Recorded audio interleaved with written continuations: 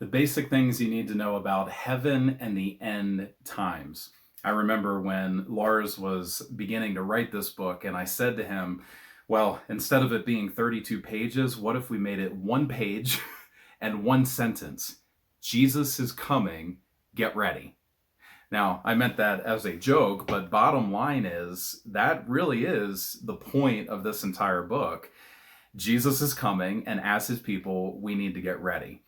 One reason I was joking that way is because there are so many different views and opinions and thoughts out there about heaven and about the end times.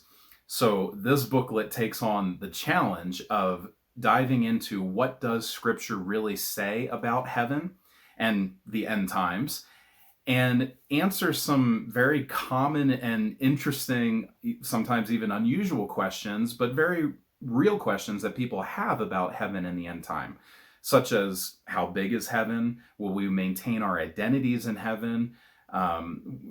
We'll talk about whether there will be animals in heaven or not. For example, there's an interesting one that I heard as a pastor from people that were very concerned about their pets and the afterlife.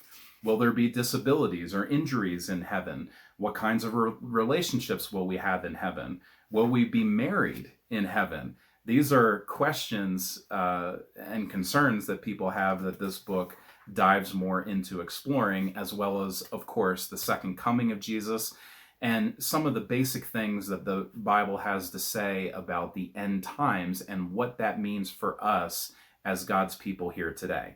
So, one mistake that some people make is getting too hung up over the details of end times and trying to figure it all out and know the times and the dates and exactly what it's going to look like and all of those things, instead of trusting and living faithfully to God, no matter the circumstances that we find ourselves in.